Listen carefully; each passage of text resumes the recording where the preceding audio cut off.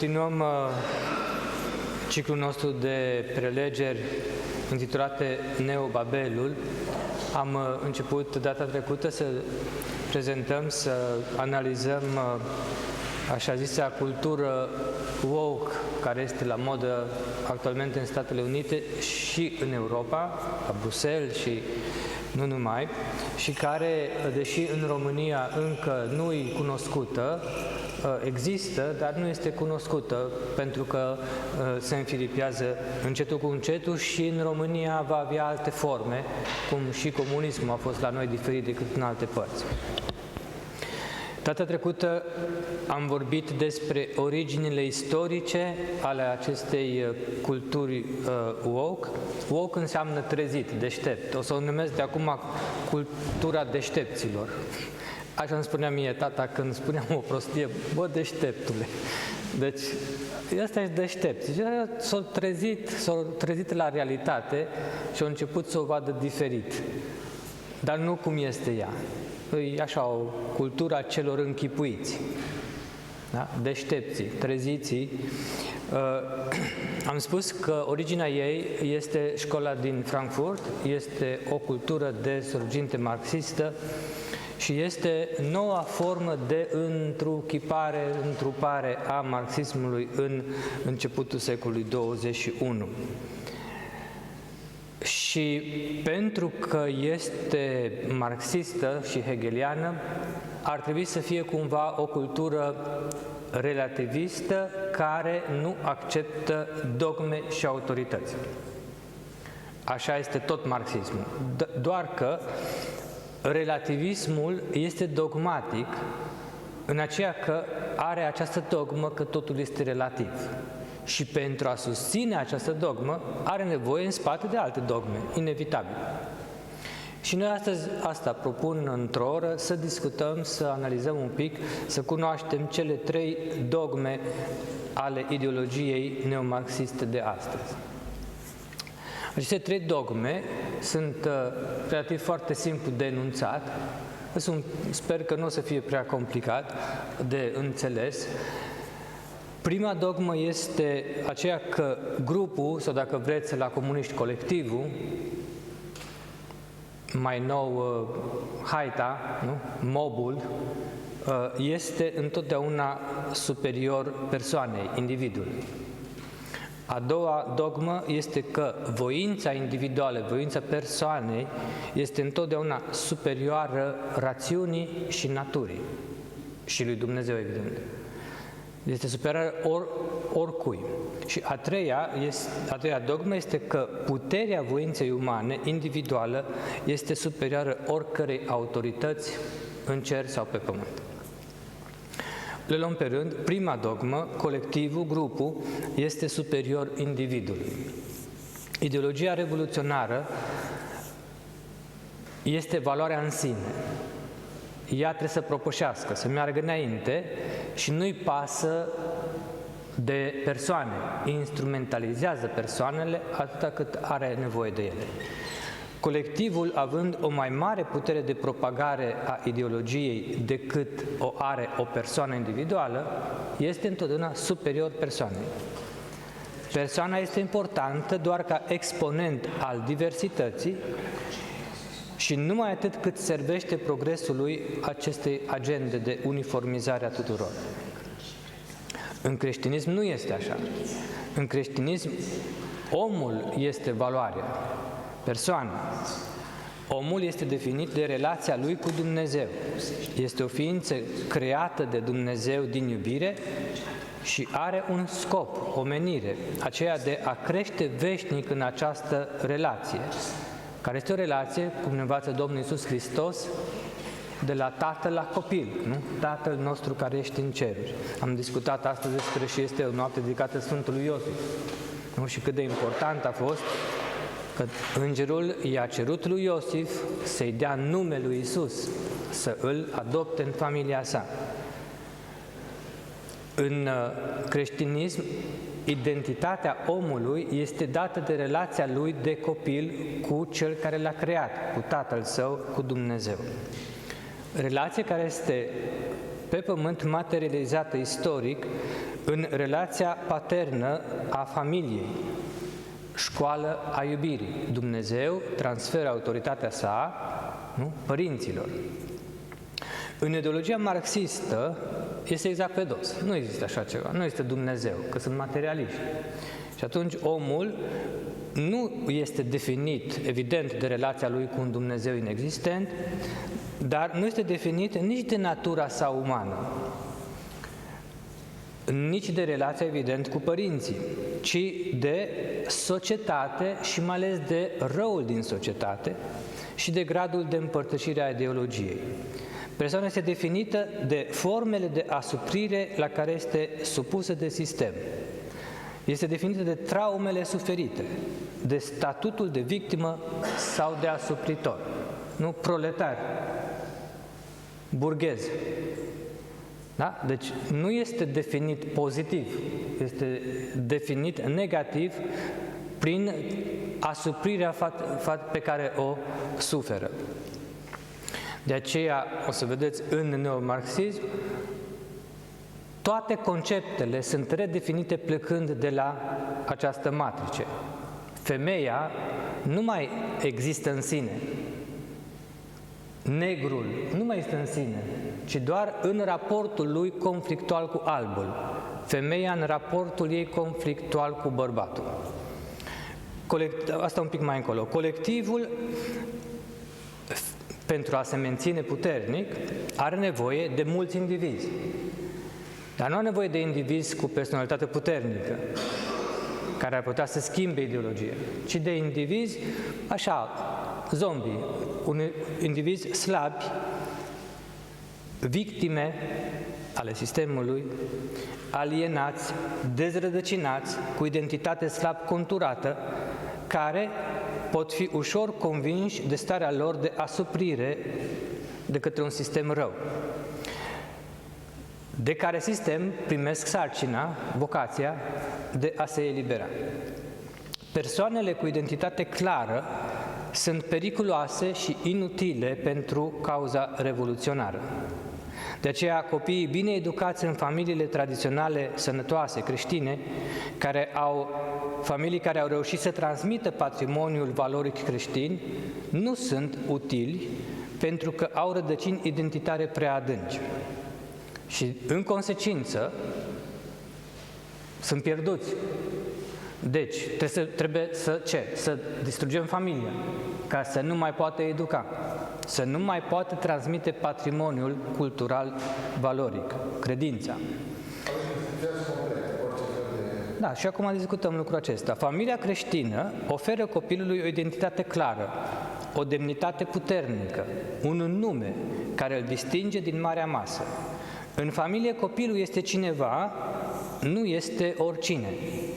Este a cuiva, nu este pierdut în marea masă anonimă în care ar fi un număr în plus sau în minus. De aceea ideologia marxistă, în care numai grupul ideologic care împinge ideologia înainte contează, urmărește sistematic distrugerea familiei. Și cum face asta? Prin distrugerea componentelor ei, distrugerea conceptului de bărbat, de femeie și de heterosexualitate. Revoluția a reușit în ultimul secol. Ideologia woke, cultura woke, este doar ultima fază a Revoluției. Ea merge, școala de la Frankfurt, am discutat data trecută, e din anii 20-30. Deci a trecut deja 100 de ani de când este în Occident. Nu mai vorbim și de partea cealaltă, din Rusia și din Germania. În ultimul secol, Revoluția aceasta a reușit să distrugă integritatea familiei moderne. Am spus și la Lectio Divina, să ne uităm în jurul nostru câte familii mai sunt complete. Nu cu 5, 6, 7 copii, cum era mai de mult, dar măcar cu 2 sau cu 3. Prin infidelitate cultivată, prin divorț, nu? Prin avort, prin toate lucrurile pe care le știm deja, și a reușit astfel să creeze o generație alienată, care și-a pierdut identitatea primară pe care trebuia să o primească din propriile familii. Dacă nu mai este familia cea care îmi spune cine sunt, atunci unde trebuie să-mi caut identitatea pierdută? Și astfel copiii și adolescenții ultimilor decenii sunt forțați să-și aleagă cu disperare o identitate din afara lor, din afara familiei lor, și să opteze pentru una dintre etichetele de victimă oferite de diversele grupări devenite noi triburi, pseudofamilii. Nu? LGBT. Ei se redenumesc nu după familia din care provin, ci după numele grupului cu care se asociază. În ideologia woke, natura umană, așa cum o vedem și o constatăm ca pe o evidență, nu mai contează. Persoana nu mai contează. Contează doar grupul care luptă pentru propășirea ideologiei egalitariene în lupta ei împotriva marelui rău, oprimarea. Femeia nu contează în sine ca femeie. De pildă, o femeie nu este definită de natura ei feminină, ci de aportul adus mișcării feministe. O femeie care nu este feministă nu este suficient femeie. La fel, dus la extrem, un gay, un homosexual, care nu sprijină revendicările comunității gay, că există și din aceștia, este un gay prea conservator, insuficient gay, inutil gay. Mai bine heterosexual. Un negru care nu luptă alături de Black Lives Matter s-a născut degeaba negru. Vedeți, omul este redefinit nu după ceea ce este, nu? Bărbat, femeie, negru, etc., ci este redefinit doar strict conflictual, negativ. De aceea, Revoluția este permanent obsedată de alimentarea urii, a nemulțumirii și a diviziunii, știind că nicio schimbare socială radicală pe care ea urmărește, noua ordine socială, nu ar fi posibilă în timp de pace și de prosperitate. Această dogmă a puterii grupului și a slăbiciunii persoanei a produs o nouă cultură cu totul. Inițial nu s-a văzut, acum încetul cu încetul se vede și noi suntem pur și simplu siderați și perplexi în fața comportamentului lor. Nu putem înțelege și contracara ideologia woke fără a conștientiza diferența dintre cultura noastră și această nouă cultură. Care e cultura noastră? Generația de creștini de după al doilea război mondial am fost crescuți cu conceptul demnității persoanei, pe care îl considerăm ca stând la baza doctrinii sociale a bisericii. Catecismul bisericii așa și începe când vorbește despre moralitate. Nu? În alte timpuri însă, înainte de Conciliul Vatican II, înainte de al doilea război mondial, această idee a demnității persoanei subliniată, accentuată atât de mult, ar fi putut părea deplasată, prea îndepărtată de alte concepte care erau atunci în centru. Smerenie, lepădare de sine. Eu știu că am avut un șoc destul de mare, fiind obișnuit cu literatură monastică, secolul XIX, cu imitația lui Hristos, să citesc noul gen de literatură teologică, în care totul este personalism și demnitate umană, nu se potrivește decât foarte, foarte greu. Da? Deci vedeți că a fost o schimbare de cultură atunci, după al doilea război mondial. Haosul actual se datorează războiului cultural în care noua cultură tinde să o înlocuiască pe cea care a precedat-o. Cultura noastră este o cultură a demnității. O cultură în care valoarea supremă este demnitatea umană, care este asigurată de principiul statului de drept, adică de legislație. Există o legislație internațională creată după al doilea război mondial, care ne garantează nouă ce? Că nu trebuie să purtăm arme ca să ne apărăm demnitatea. Este o cultură demilitarizată. Înainte acestei culturi a demnității a existat în Europa o altă cultură, care e decedată. Mai sunt câțiva exponenți și când ne întâlnim cu ei tot ne vine să le spunem câteva cuvinte. Cultura veche era cultura onoarei, proprie antichității și evului mediu. Ea a lăsat locul culturii demnității. În postmodernitatea noastră, această cultură a demnității este înlocuită încetul cu încetul de această nouă cultură, pe care cercetătorii, analiștii o numesc cultura victimității. Nu știu dacă ați auzit expresia, este o cultură cum nu mai a fost niciodată pe lumea aceasta. Știți că au vrut comuniștii să facă omul nou. Ăsta este omul nou. Nu este omul puternic, este omul slab. Puternic e partidul, puternică este ideologia. Puternici sunt cei care conduc. Omul de rând este slab și devine puternic doar slăbind tot mai mult. O să încerc să mă explic. În cultura onoarei, care era cultura antică și medievală, cultura pe care o împărtășeau Sfinții Părinți, toți Sfinții noștri, prima ce? Prima reputația. Rănirea reputației scădea onoarea dacă nu îi se răspundea imediat pe măsură. Și vă amintiți că era cu duel, cu săbii, da? Imediat se restabileau lucrurile într-o ordine. În cultura noastră nouă a demnității, că și a noastră e nouă, că e numai din secolul 20, a demnității, domnia, valoarea supremă fiind demnitatea, onoarea nu depinde de părerea celorlalți despre tine, ci este o realitate obiectivă, interioară.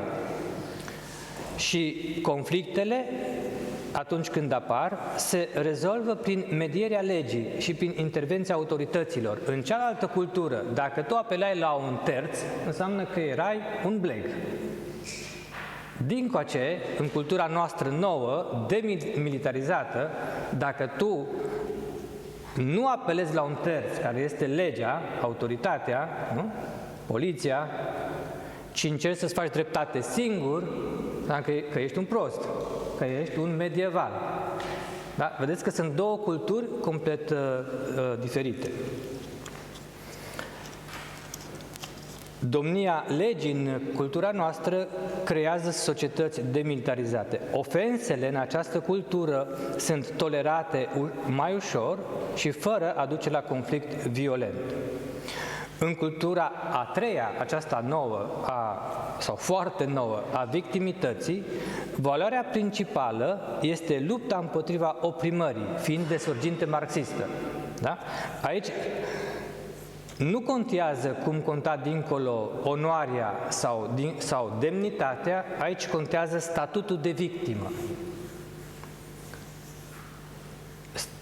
A fi victimă îți dă drepturi. Nu trebuie să lupți pentru drepturi, trebuie doar să te expui ca fiind victimă și vei primi drepturi. Acest statut este cel care conferă valoare morală individului. De aici, concurența pentru încasarea cât mai multor ofense pentru a le putea mai apoi publica și a fi încoronat cu mai multă valoare și validare socială. În noua cultură, până și cele mai mici ofense sunt amplificate prin megafon pentru a se obține maximum de câștig social de pe urma microinsultelor.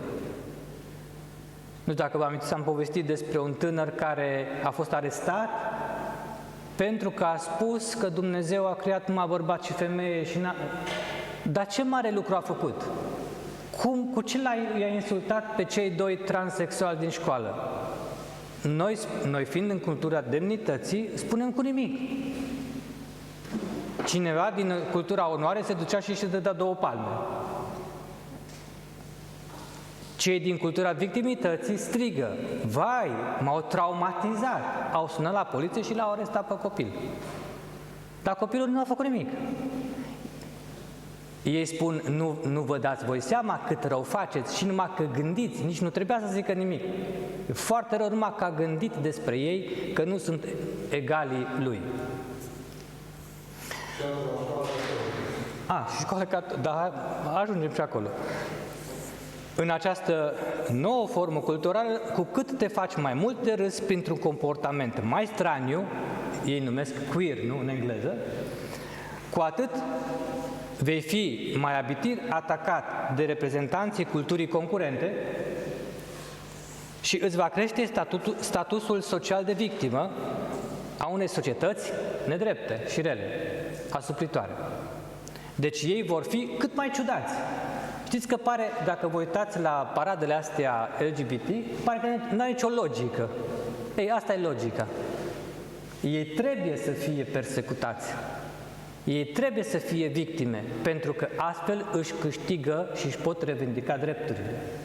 De aceea, cine face lucrul ăsta, le cântă în strună. Acesta este ambientul în care trăim noi astăzi. Ciocnirea culturii demnității, în care este o rușine să-ți expui public rănile, cu cultura victimității, în care tot ceea ce contează este să te simți rănit, pentru că expunându-ți rănile poți revendica și obține drepturi noi.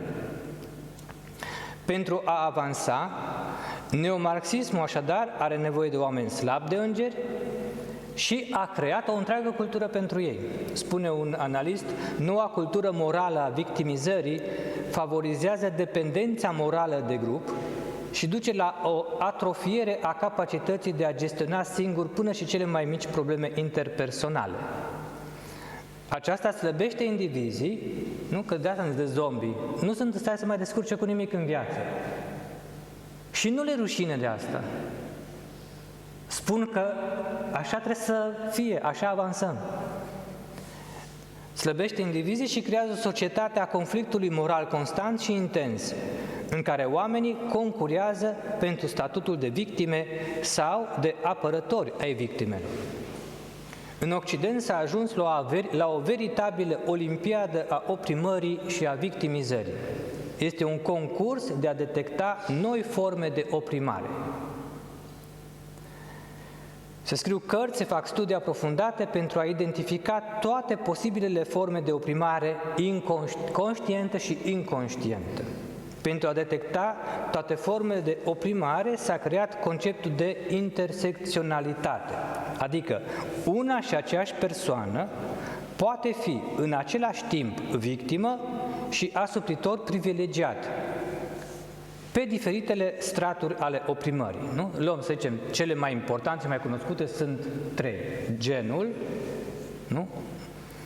Discriminarea de gen, rasială sau sexuală. Atunci, dacă facem, și nu punem mai multe, că sunt mai multe, dacă le luăm pe acestea trei, atunci, în regnul ăsta, nu? În ierarhia aceasta, rechinul, nu? Cel rău, dracu, ar fi bărbatul alb heterosexual și victima perfectă este femeia neagră lesbiană, dominată de albi, dominată de bărbatul ei negru și dominată de femeia heterosexuală albă. Cu cât statutul de victimă este compus din mai multe straturi de asuprire, cu atât persoana aparține mai multor grupuri de asupriți, cu atât statusul moral al persoanei crește în noua ordine socială. Atunci e un concurs. Cine este asuprit din mai multe părți? De ce? Pentru că acea persoană va primi dreptul la microfon, la CNN și mai știu eu pe unde.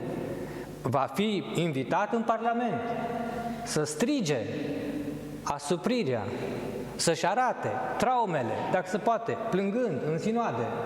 Da? Trebuie să-i se facă dreptate. Adevărul și înțelepciunea în cultura woke este, în consecință, direct proporțională cu statutul de victimă. De ce? Pentru că, prin definiție, cel aflat în această ierarhie, sus de tot, adică am spus cine? Bărbatul alb heterosexual, da? Nu poate niciodată, prin definiție, asta e o dogmă, nu poate vedea lumea și viața din perspectiva celor de sub el. În schimb, cel care este jos femeia neagră lesbiană, uitați-vă cine conduce cele mai importante show-uri la televizor, de unde sunt alese, din aceste categorii. Cel de jos poate să vadă din perspectiva tuturor celor de sus, înțelege perspectiva lor. În consecință, cel mai înțelept întotdeauna, dogmatic, este cel de jos. De aceea, adolescenții sunt astăzi mai înțelepți, mai deștepți decât adulții. Și trebuie să-i ascultăm pe tineri. Da? Există o logică în toate lucrurile astea. Pentru că ei sunt asupriții de jos, asupriți de către profesori, părinți, biserică, sistem. Da? De aceea, Maica Tera este apărată astăzi de o adolescentă, nu? Cu cât cineva este mai asuprit, cu atât perspectiva acestuia asupra lumii este mai largă și, în consecință, are mai mult decât alții dreptul de a fi auzit, de a fi promovat prin megafon, prin televiziune, prin internet. Și invers. Cu cât este cineva mai sus în ierarhie, are mai multă nevoie de botniță, fiind prin definiție un încuiat și candidat la a fi șters, cancelled. Ai vorbit destul, dar n-am vorbit deloc. Au vorbit cei ca tine. 2000 de ani, numai voi ați vorbit, creștinii, bărbații. Numai voi ați fost episcopi, teologi și preoți. Gata. Nu? De asta sunt dărâmate statuile, ați văzut, nu? Asta nu e o glumă, nu e o joacă. În cultura victimității, asupriții închipuiți, că evident că nu asuprește nimeni, e o paranoia în spate, sunt întăriți prin slăbirea lor. Vă dau un exemplu, nu? Rasismul actual în America, nu știți lupta asta dintre negri și albi, care e foarte artificială, a depășit de mult limitele culorii pielii. A fi alb și a fi negru nu mai înseamnă că ești alb și negru propriu-zis, ci este vorba de rasa este legată de atitudini culturale integrate în ADN-ul rasei, în ghilimele, că conceptul de rasă, nu, în războiul semantic, este redefinit. A fi alb nu mai înseamnă a avea culoarea albă, a fi caucazian, da? Ci înseamnă a propaga valorile considerate proprii culturii albe. De exemplu, și trebuie să remarcăm faptul că totul este pe dos prezentat, decât ne-am așteptat noi. A fi alb înseamnă să muncești înainte de a te distra, să planifici viitorul și să te ții cu strictețe de orar. Vă spuneți, pe astea sunt toate virtuți, sunt bune, sunt calități. Dar toate acestea în cultura woke sunt considerate norme albe, valabile pentru albi și sunt folosite de albi pentru a submina copiii negri care întârzie la școală, care nu se țin de orar. Și ca asta să fii negru. Albul pentru woke se caracterizează prin raționamentul obiectiv, politețe, muncă asiduă, încredere în metoda științifică, în planificare și gestionarea timpului, abilități considerate nerealiste pentru negri, văzuți în cultura woke ca fiind, deci promovată de ei înșiși. Dar nu uitați, e cultura victimei. Victima nu se va prezenta niciodată ca fiind puternică, că atunci nu-i mai victimă, da? Ei pe ei înșiși se prezintă ca fiind predispuși la lenevie, la a fi nerezonabili și nepoliticoși. Așa sunt ei și așa trebuie să rămână și este inacceptabil să le impui normele albilor. Cei născuți în cultura demnității, cum suntem noi, ar considera o astfel de descriere a propriei rase ca fiind injurioasă. Dar în cultura victimității, acesta este modul prin care își obțin dreptul la putere. Asupriții sunt întăriți prin slăbirea lor. Pentru că dacă sunt slabi și victime, au dreptul să reclame, să revendice puterea. Victimele dobândesc dreptul moral de a li se transfera puterea politică. Cu cât sunt terfeliți mai mult, cu atât câștigă mai mult credit moral. Ar fi o mare amăgire să credem că marxiștii radicali ar căuta să construiască o societate echilibrată, armonioasă, edificată de persoane sănătoase. Asta noi am încercat. Cultura demnității. Suntem cu armonia și cu ordinea. Pe ei interesează doar conflictul și distrugerea. A doua dogmă. Voința individului este superioară rațiunii. În noua cultură deșteaptă, sau a noii deșteptăciuni, omul este la modul radical măsura tuturor lucrurilor. Voința individului tronează deasupra oricărei autorități, fie ea rațiune, a lui, propria lui rațiune, natură sau Dumnezeu.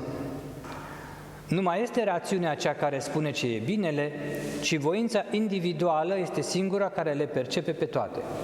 Ceea ce ne dorim, în viziunea lor, este corect prin simplu fapt că îl dorim, dincolo de orice alt argument. Nu ai ce să comentezi, așa vrea el, așa îi place. Dar arată urât, uită cum s-a îmbrăcat, uită cum s-a schimonosit, dar așa îi place, așa e bine pentru el, nu ai ce să comentezi. Sursa acestei derive de unde este? Este cultura terapeutică americană apărută la confluența psihanalizei freudiene cu individualismul occidental. Pentru Freud, motorul personalității umane este dorința sexuală. Aceasta este oarbă, înclinând nativ spre orice obiect al plăcerii. Omul, după Freud, se naște bisexual.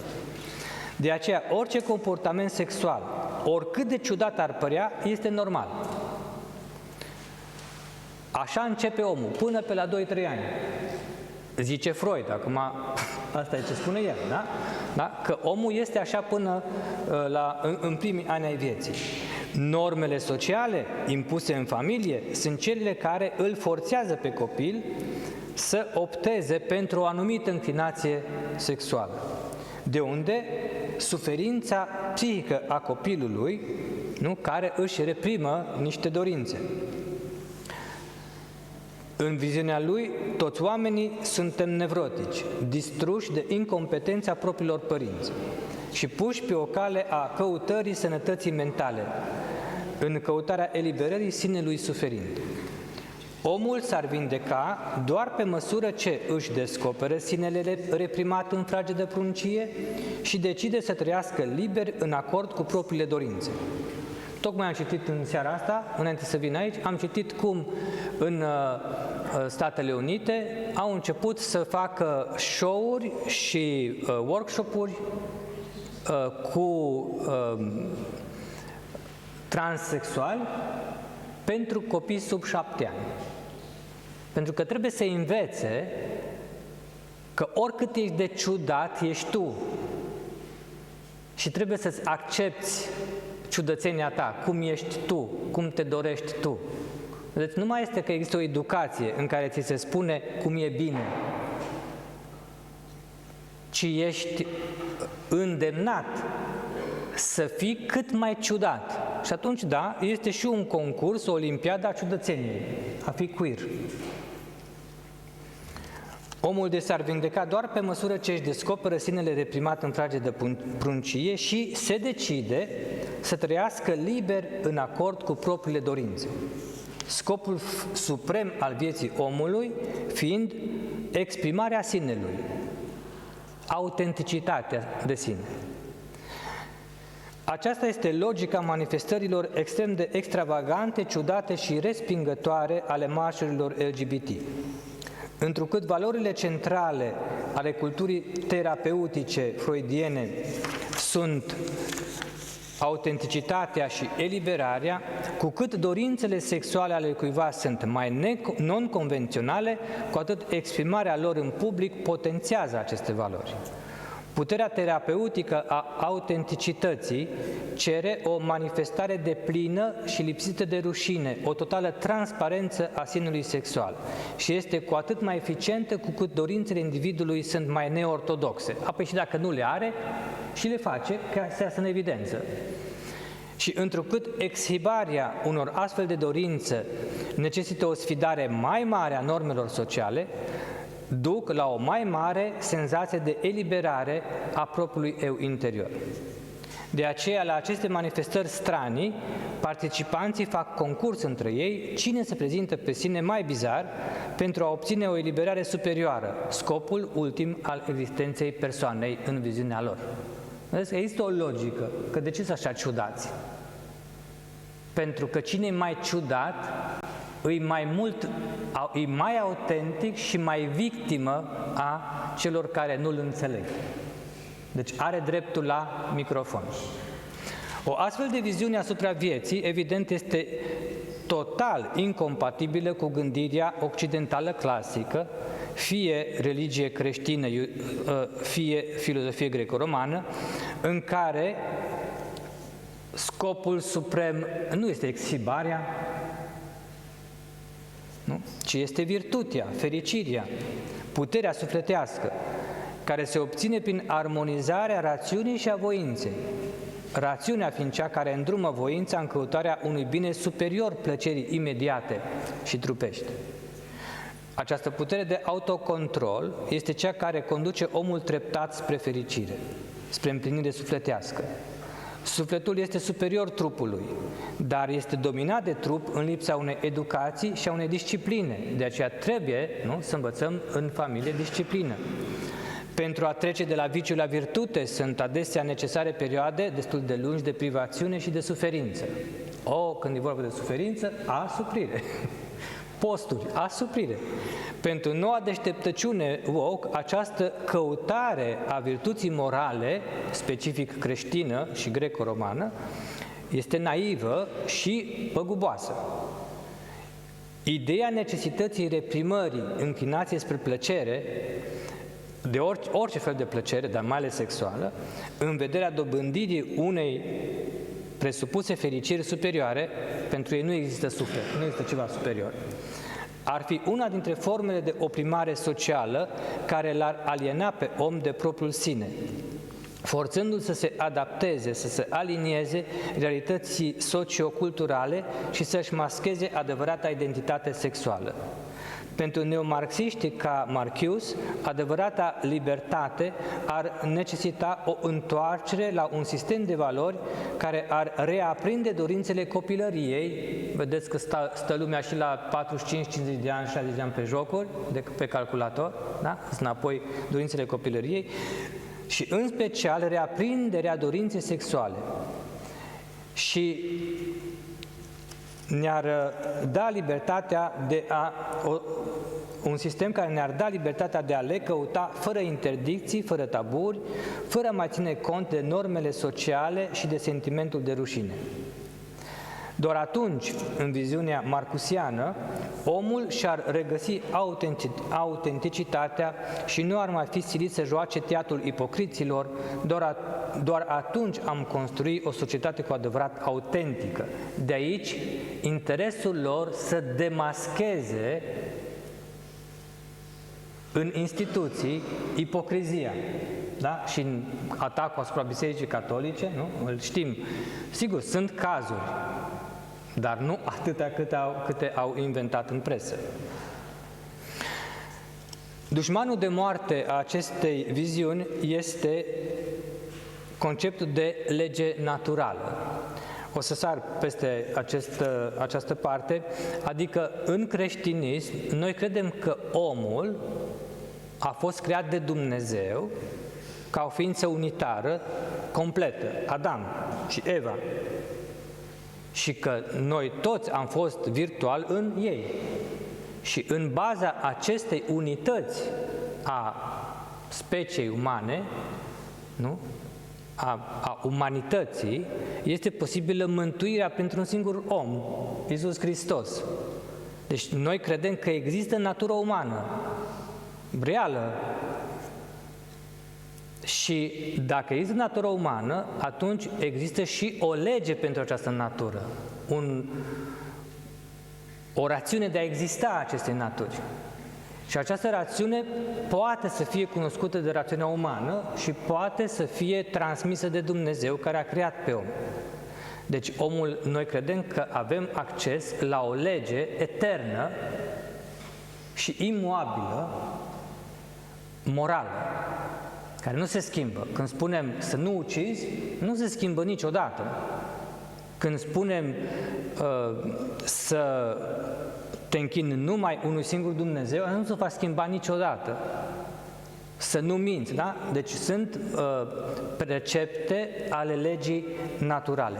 Pentru neomarxiști, cum nu există Dumnezeu și cum omul a evoluat din maimuță, nu există natură umană, că nu există un Adam în spate. Și atunci pentru ei asta este cea mai mare himeră care a dus la toate aceste privațiuni și norme asupritoare. Și scopul lor este să distrugă însăși ideea de lege naturală.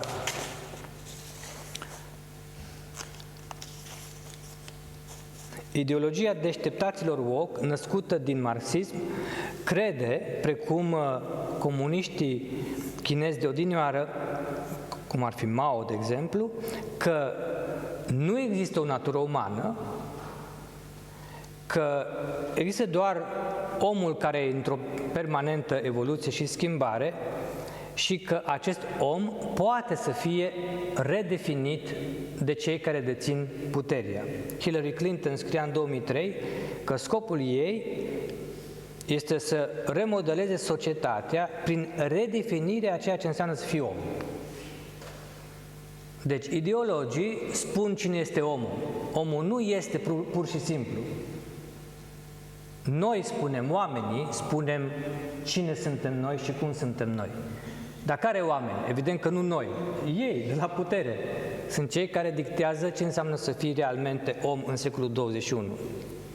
Demolarea omului și reconstruirea lui pretinde, în viziunea ei, îndepărtarea distincțiilor dintre bărbat și femeie și exacerbarea diferențelor dintre rase pentru a duce la o stare de conflict și de haos prin care să se accepte schimbarea în cele din urmă.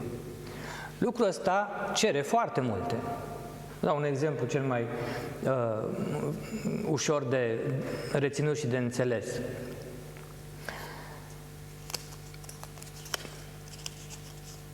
Un caz unei familii, a unui comunist american, radical, din anii 60, din anii Revoluției Sexuale, care mai târziu s-a convertit și care, pentru cauza eliberării femeii de sub dominația bărbatului, a trebuit să permită ca doi tovarăși comuniști să se culce cu soția lui, deși ea se opunea.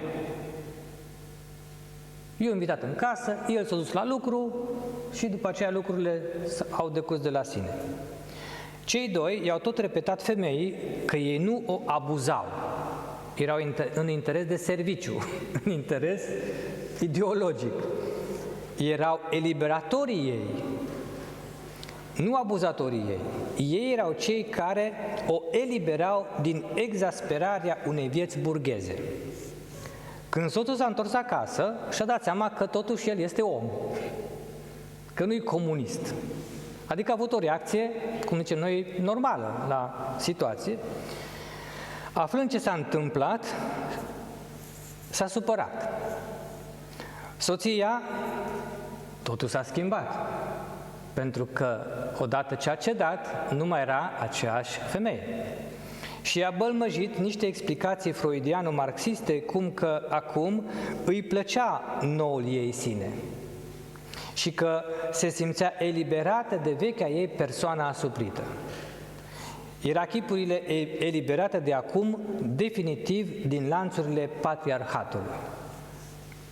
Iată, deci, a doua dogmă a ideologiei woke. Voința este superioară rațiunii și naturii. Natura simte repulsie față de așa ceva, dar trebuie să nu ții cont de ea. Pentru partid trebuie să sacrifici totul. Astăzi, același gen de violență îl suportă împotriva propriei naturi radicalii progresului umanității, care ajung, de pildă, Sunt situații de cascadorii râsului, îmi pare rău trebuie să o spun, la o întâlnire amoroasă cu o așa zisă, în ghilimele, femeie transgender, adică un bărbat biologic care se identifică social ca femeie, dar ei nu știu. Și ajung la o întâlnire amoroasă cu această femeie, în ghilimele. Și acum, pe toate site-urile occidentale este această discuție. Dacă ai ajuns în această situație tâmpită, ai dreptul să o refuzi sau ai dreptul să o jignești. Dacă o, în ghilimele, respinge, dă dovadă de bigotism. Păi dacă ăsta e un bigot, noi ce suntem? Sunt trep și eu. Deșteptatul, woke, trebuie să fie gata așadar să sacrifice totul pentru revoluție. Familie, copii, fidelitate, inclusiv propria heterosexualitate. Trebuie să-și sacrifice simțămintele pe altarul revoluției, să ducă un pas mai încolo transformarea naturii umane în marșul ei evolutiv spre starea ideală a viitorului om nou, absolut liber de toate și de toți, golit chiar de el însuși.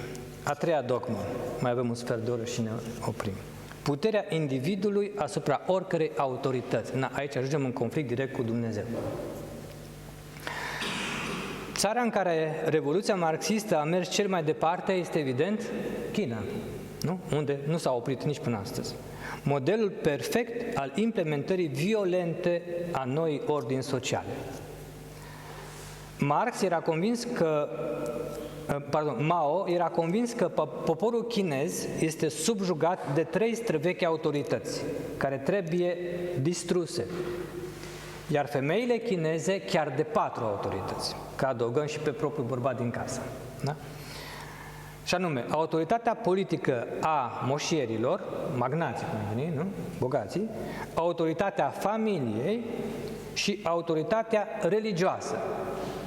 Și în cazul femeii, autoritatea patriarhală a propriului soț din casă.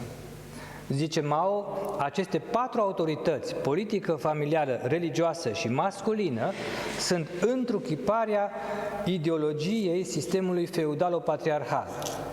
Și sunt cele 4 frânghii groase care leagă poporul chinez, în special pe țărani. Noi astăzi am vorbit despre îngerul care spune că Iisus vine să elibereze, să salveze poporul. Din păcate. Da? Din păcatele poporului. Ori aici, vedem, revoluția aceasta salvează poporul din 4 lanțuri foarte groase. Singura problemă este că aceste lanțuri le-a creat chiar Dumnezeu și sunt chiar normele naturale, modul în care funcționează omul, nu? Și societatea umană. Acest sistem, în viziunea lui Mao, trebuia distrus din temelii cu orice mijloace. Orice mijloace înseamnă că îți tăiem capul, da? Mai pe românește. Partidul de aceea a ațățat poporul simplu împotriva bogaților și a folosit puterea politică pentru a suprima orice rezistență și a impune ordinea politică colectivizată a egalității și așa zisei dreptăți sociale. Au rezultat peste 65 de milioane de morți.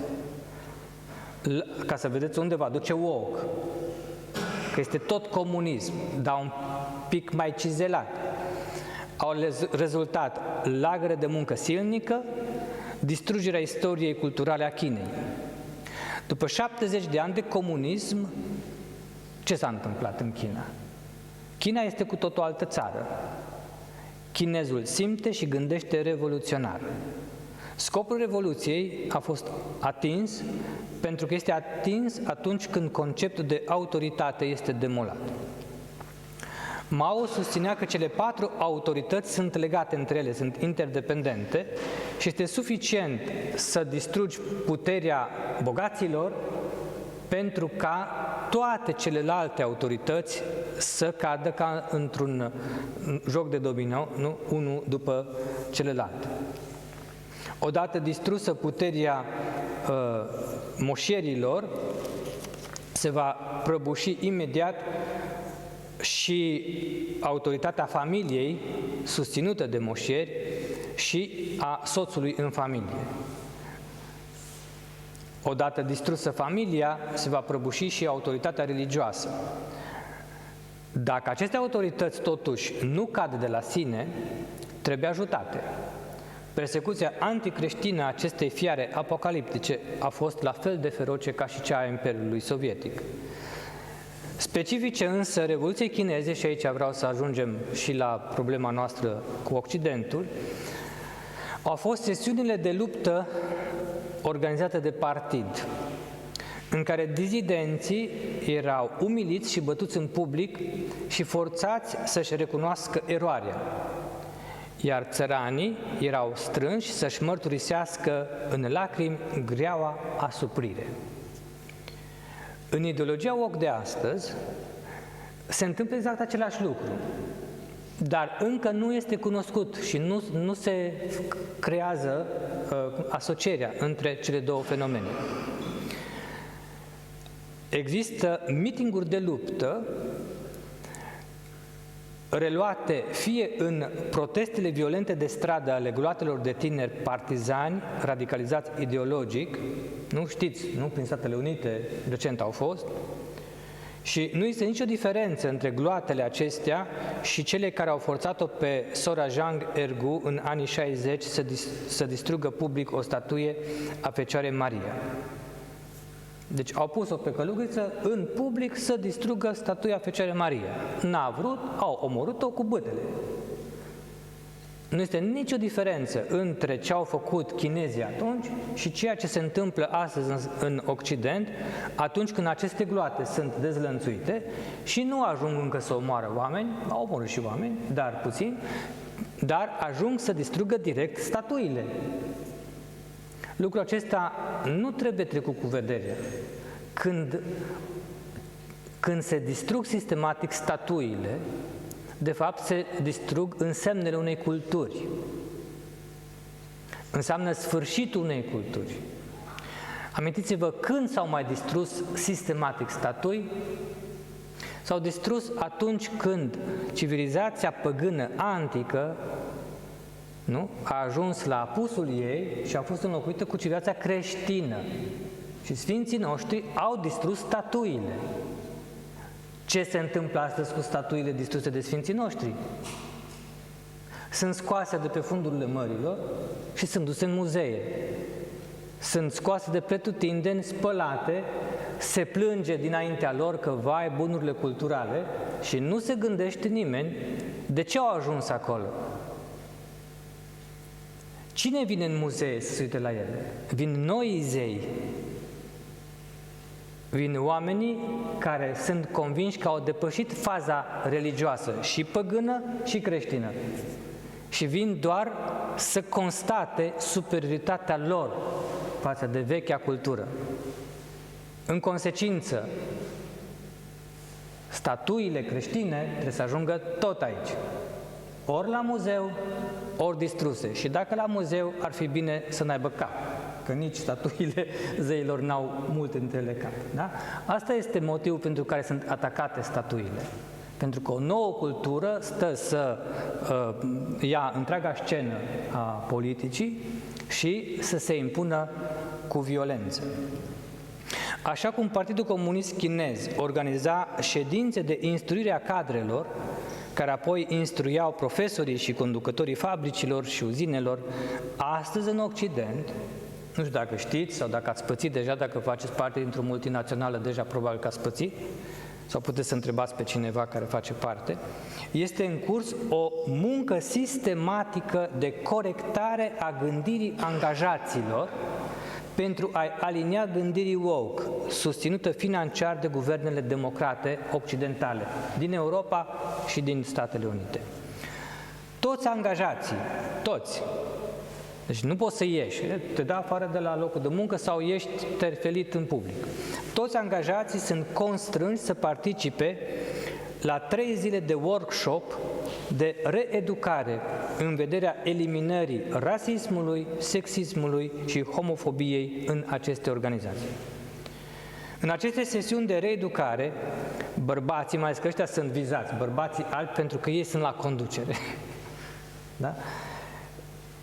Bărbații sunt învățați să considere valorile albe, le-am spus deja care sunt, munca din greu pentru succes, da?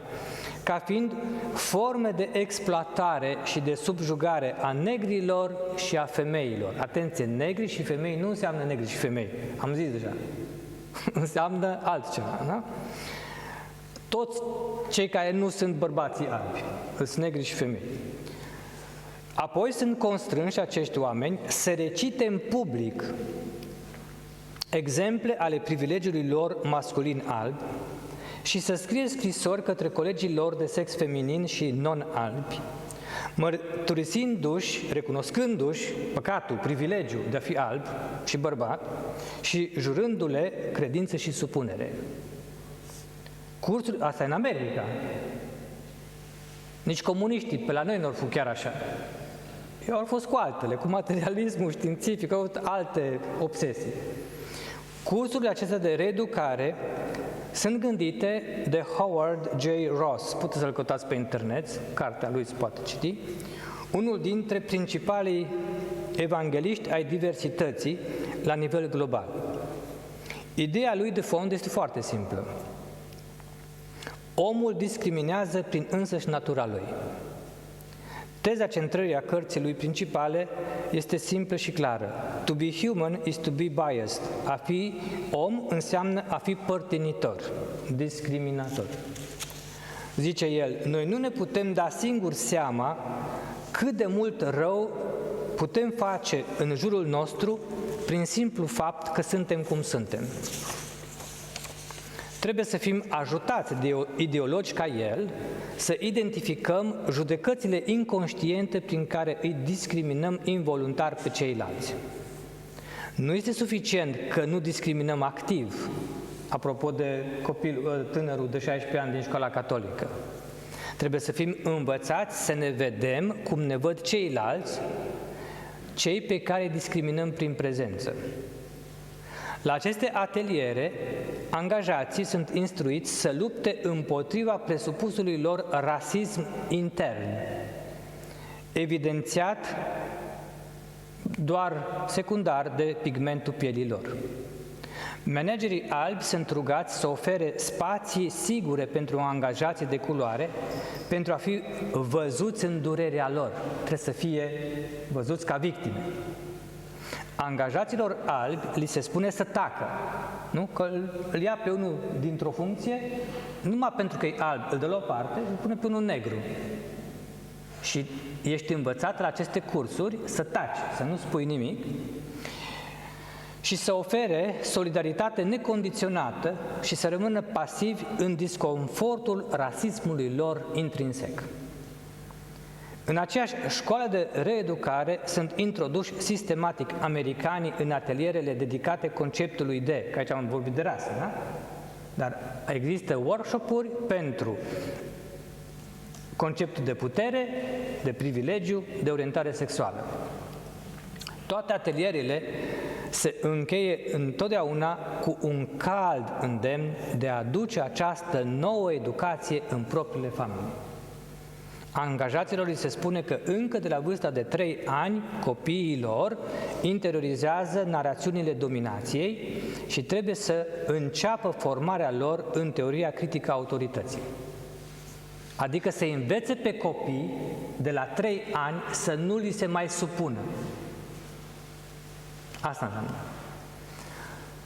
Comuniștii întotdeauna au reeducat poporul stârnind artificial ura împotriva unui grup etichetat ca dușman al poporului.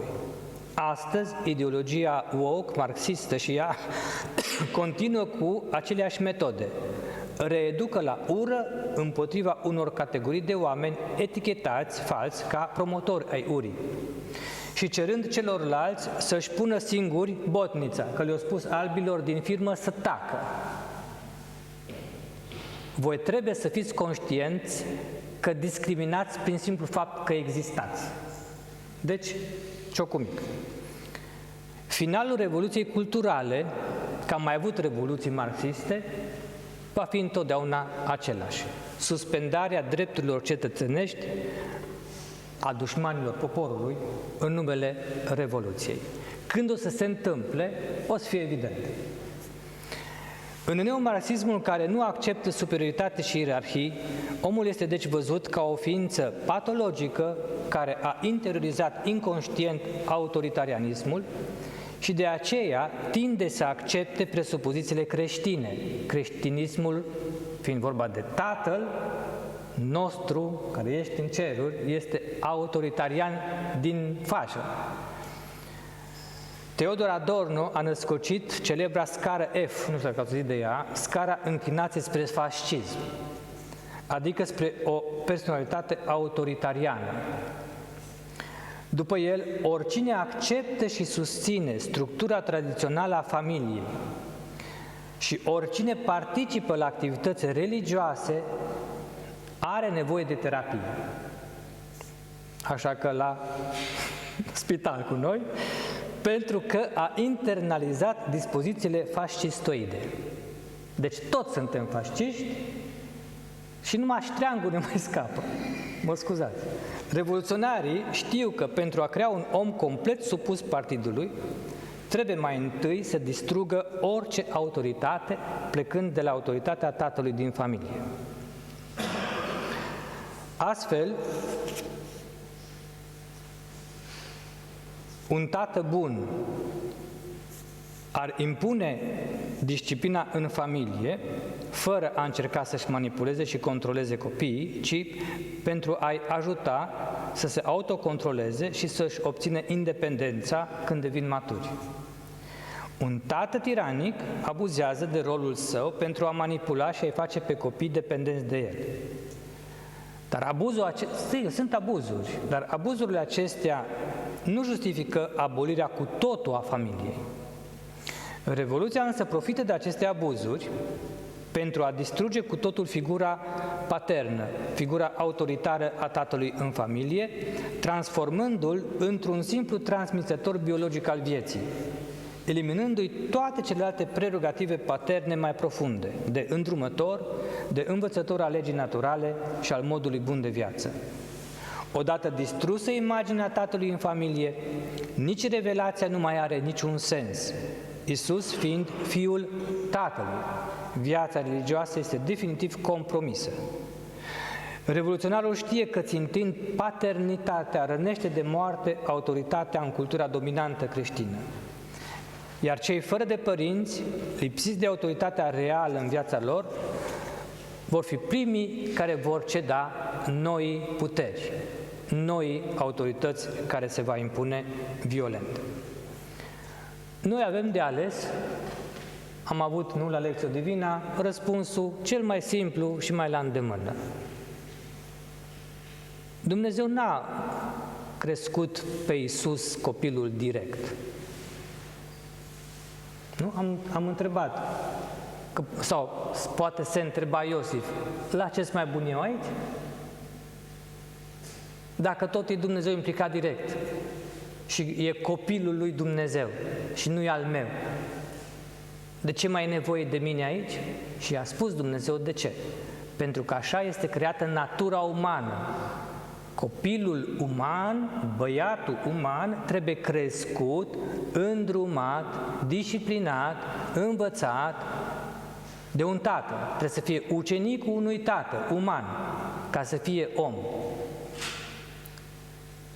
Sigur, atunci când nu suporți nicio autoritate, cum sunt marxiștii și neomarxiștii,